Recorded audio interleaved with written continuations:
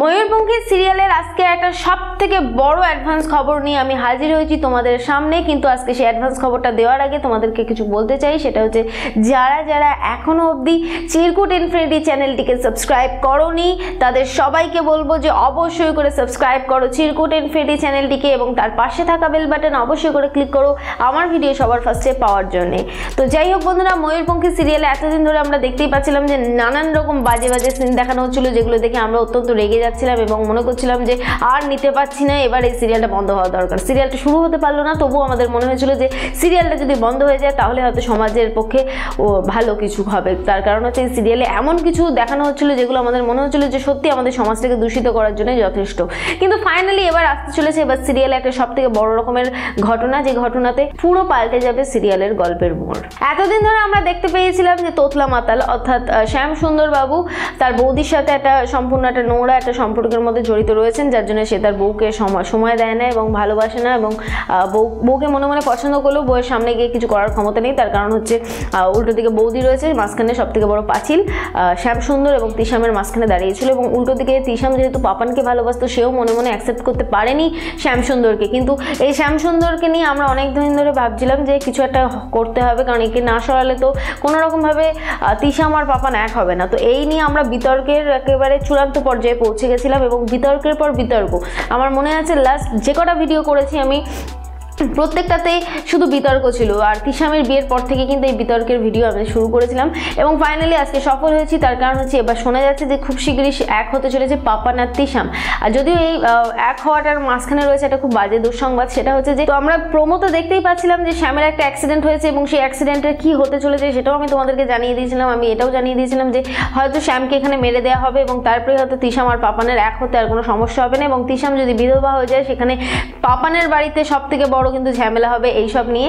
আর সেই সব সিনই কিন্তু এবার আসতে চলেছে এবং আমরা যেটা দেখতে চলেছি সেটা হচ্ছে যে শ্যাম এবার মারা যাবে এবং শ্যাম মারা যাওয়ার পরে যেটা হবে সেটা হচ্ছে যে বিধবা মেয়েরা যদি বিধবা হয়ে যায় বিয়ের কিছুদিনের মধ্যে, তাহলে যেটা হয় সেটা হচ্ছে যে আশেপাশের লোকজন, পাড়া প্রতিবেশী, ইনফ্যাক্ট ছেলের পরিবারের সবাই যেটা বলে সেটা হচ্ছে মেয়েটার দিকে সোজা আঙুল তুলে বলে তুমি একটা অলক্ষণে মহিলা, বা আরও বাজে ভাষায় বলে এবং বলে তুমি আমার ছেলেটাকে খেয়ে নিয়েছো, তুমি এলে আর তুমি রাক্ষসের মতো আমার ছেলেটাকে গিলে নিলে। তো আরও কিছু নোংরা নোংরা ভাষা থাকে আমাদের সমাজে, এই ভাষাগুলোর খুব চল আছে এবং যদিও বলতে খুবই খারাপ লাগছে তবু এগুলো বলতে হবে, তার কারণ হচ্ছে এইগুলোই তো আমাদের সমাজের চল না, এগুলোকেই নিয়ে আমরা আবার মনে করি যে আমরা অত্যন্ত শিক্ষিত।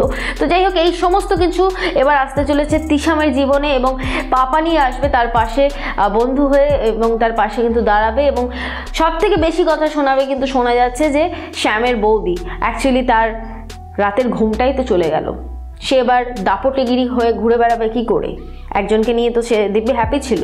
তো এবার যখন সে মারা গেছে সুতরাং এইবার বৌদির কথাবার্তা আরও বেড়ে যাবে এবং বৌদি যেটা করবে সেটা হচ্ছে যে তিশামকে অত্যন্ত অত্যাচার করবে।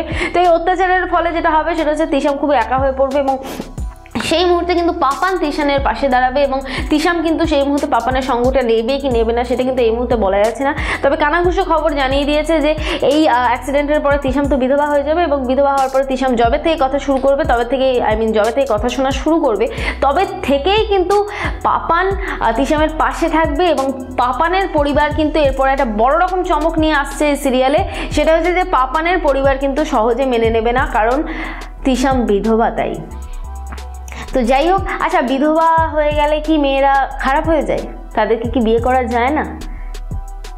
এইবার হয়তো একটা শিক্ষা আমরা অন্তত এই সিরিয়াল থেকে পাবো যে না, এই কথাটাই যে আমরা মনে মনে ভাবি যে বিধবা ও অলক্ষণে, এই কথাটা যে কতটা ভুল সেটা ফাইনালি প্রমাণ করতে চলেছে আমাদের সবার প্রিয় এলজি। তো এলজির কাছ থেকে এরকম ধরনের কিছু একটা পাবো এটা আমি অন্তত আশাই করতে পারিনি। তো ফাইনালি উনি এমন একটা জিনিস আনতে চলেছেন এবং এতদিন ধরে বিতর্ক করেছি ওনার সম্পর্কে, অনেক বাজে বাজে কথা বলেছি, কিন্তু ফাইনালি আজ আমি বলতে এখানে দাঁড়িয়ে বাধ্য হচ্ছি যে সত্যি এই ধরনের চিন্তাধারা আমাদের সবার মাথায় আসে না। তো ওনার মাথায় যে এসেছে যে এই টপিকটাকে নিয়ে আসতে হবে, তো এর জন্য আমি মনে করি যে উনি আগে এতদিন ধরে যা যা করে এসেছেন সবটা মাফ করে দেওয়া যায়। তার কারণ হচ্ছে এটা একটা সমাজের জন্য একটা খুব বড় রকমের একটা শিক্ষণীয় একটা বিষয় যে বিধবারাও মানুষ হয়, একটা মেয়েই তো, বিধবাকেও বিয়ে করা যায় এবং একটা জিনিস প্রমাণিত হলো যে উনি যাই করুক তাই করুক একটা ভালো কিছু আনতে চলেছেন, এবং তার জন্যই হয়তো এতটা ওনাকে ঘুরতে হয়েছে, ঘুরপথে উনি এসেছেন। যদিও সেটা না করলেও হতো, তবু উনি ঘুরপথে এসেছেন। যাই হোক, একটা ভালো বিষয় এনেছে, তাই তোমরা আর কেউ কিছু সেরমভাবে কিন্তু আর বলো না। তো যাই হোক বন্ধুরা, আশা করি তোমাদের ভালো লাগছে সিরিয়ালটা। যদি সিরিয়ালের এই খবরটা পেয়ে ভালো লাগে, আর যদি তোমাদের মনে হয় যে আমার এই ভিডিওটা ভালো হয়েছে, তাহলে অবশ্যই করে লাইক করো। তোমাদের যা যা মতামত সেটা অবশ্যই করে কমেন্ট করে আমাদেরকে জানাও। আর যেটা করবে সেটা হচ্ছে এই ভিডিওটা শেয়ার করে সবাইকে জানতে সাহায্য করো। আর একটা কাজ, সেটা হচ্ছে ময়ূরপঙ্খী সিরিয়ালের সমস্ত অ্যাডভান্স খবর সবার ফার্স্টে পেতে অবশ্যই করে সাবস্ক্রাইব করো চিরকুট ইনফিনিটি চ্যানেলকে, আর তার পাশে থাকা বেল বাটন অবশ্যই করে ক্লিক করো আমার ভিডিও সবার ফার্স্টে পাওয়ার জন্য। আমি যাই গিয়ে একটা সিরিয়ালের খবর নিয়ে এসি, ততক্ষণের জন্য টাটা।